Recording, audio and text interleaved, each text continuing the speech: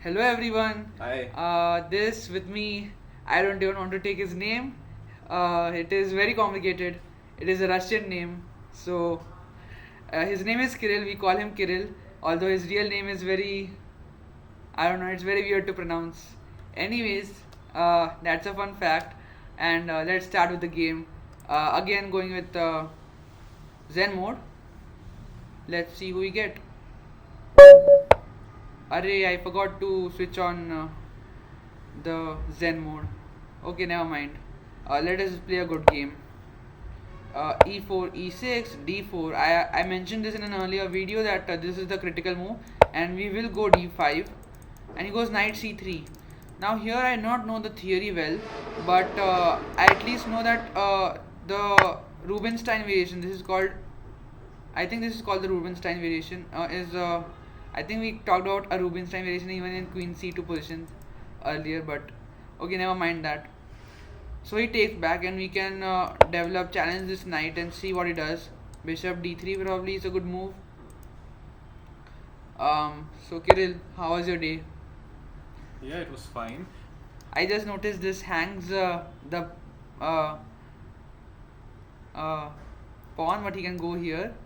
So it is not really hanging a pawn because he attacks my queen and checks me. So yeah, I'm asking a very stupid question to you. Never mind. What do you want to? Did you notice that there is this tactic? Yes, I do see it now. Also, I didn't notice it before. Hmm. Looks like a player is definitely not a newbie. No, no. We can see his rating. Obviously, it's pretty high. Let's just develop and defend our knight. Not exactly defend, but just develop. Okay, he solidifies this pawn center. We could challenge it with c5 if we want to, but he can go check. Doesn't seem too bad. Maybe inaccuracy. First castle and then play c5, because then this doesn't have a point because I have castled. Hmm. I wanted to ask, does this pawn on e6 creating problems for you? Okay, so in this position, since I exchanged off and cleared this diagonal, a good idea would be to develop this bishop on the longer diagonal. Although I can consider playing c5, pressing the center, and if I can press it enough. So let's see. If I go c5, he can just take. See? So if I take, he takes, and it didn't solve any of our problems. So uh, we could consider something like knight c6 and then e5, but he has d4, and then our knight is not placed very well. So I suppose just g6 or something like knight d7. Won't be the pawn be hanging? Which pawn? The pawn which we will move into d5. d5. Yeah. It's it will be hanging, I suppose. Yeah. So you can just take it from your queen or knight, whatever you find better. Yes. True. Anyways, I okay. Let me think why I don't like it a lot. I think I don't, but my idea is e5 opening. The thing is, okay, this is rather just intuition, but you are wasting a lot of moves not to control the center for yourself. It is just challenging the center, but playing these many moves just to open up the bishop, because you have to develop it also. In this idea, you develop it in two moves, Yes, whereas yes, this you're idea right. you develop this It's more hyper modern mod of play in which you just don't control directly center, but create influence on it. Yeah, you Agreed. could say that. Although g6 directly I don't like, because maybe he can go takes, takes, and takes. So we also need to take care of how we approach this. So let's try last variation. You mean knight c6? Yep. Okay, let's try it out. See how it goes. The threat remains. So congratulations, we didn't do anything. This is not a good move.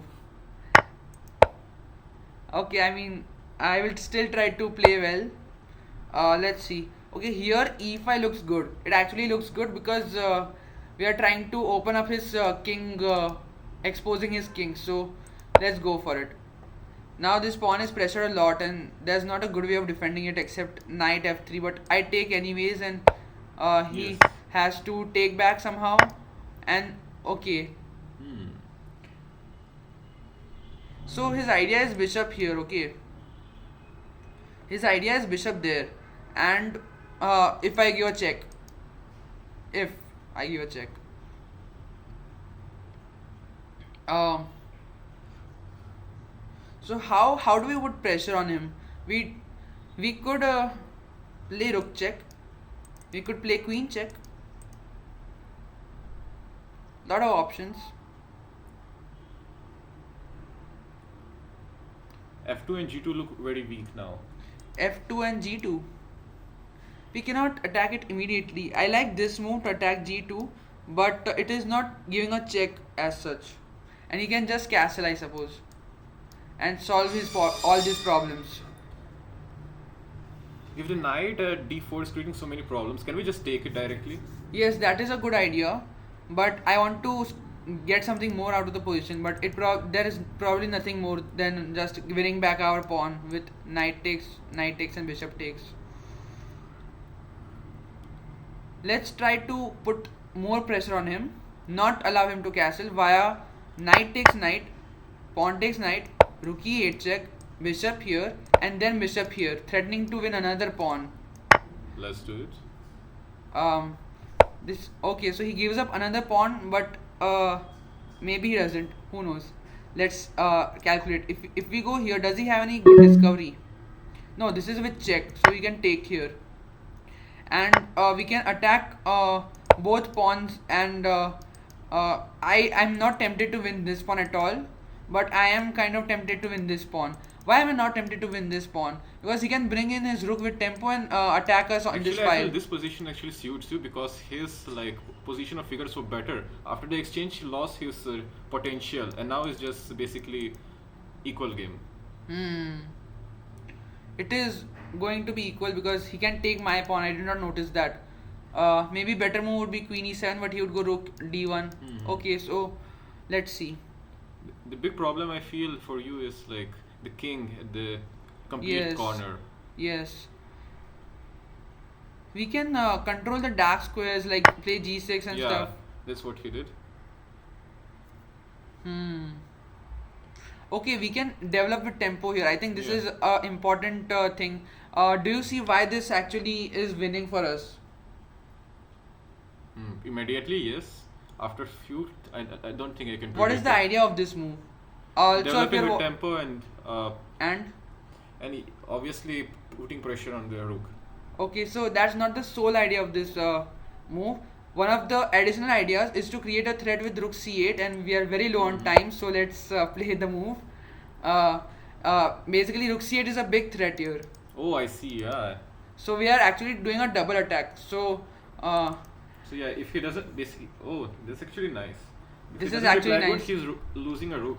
So one of the quotes of popular quotes you hear in chess is, when you find a good move.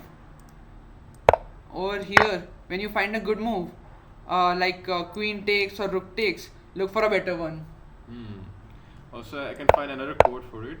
If you attack, also do a defend. So let's take the bishop.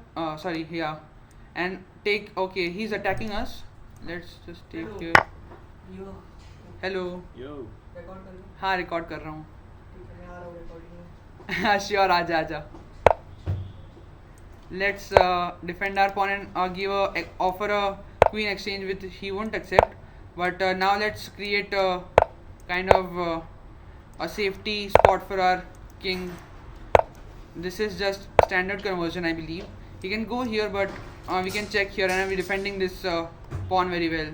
I think we can be sneaky and go here just so that we are threatening this. Okay, this is interesting move. We can again offer a queen exchange, insist on a queen exchange because he won't be taking it. He's too. Yes, he will not take it. But it's worth trying at least. Now we are controlling a lot of important squares. Okay, this just blunders the queen. Because you see, this move is controlling, and he resigns. And he resigns, as he should do. Yes. No, actually, one of my videos, like my previous video, it actually showed that you should never resign. He should try for stalemate. I actually was losing in that position.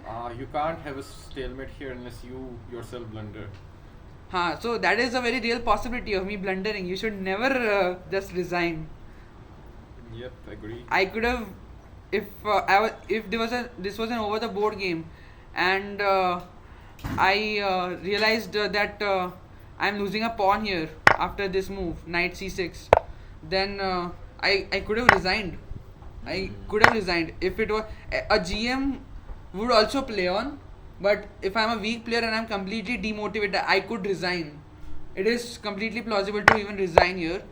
I think, I'm not sure. I mean, but I will not resign. I will not, because I will keep pushing for something. It is just a pawn down. I can trade into a rook end game and draw it.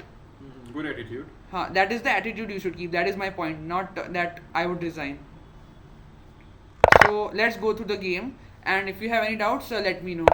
So I will. Okay, I don't think I have to guess the elo anyways. So I suppose we end the video here. I will do analysis in separate video and opening in separate video. Kyrylo will be sitting right beside me in those videos as well. Definitely.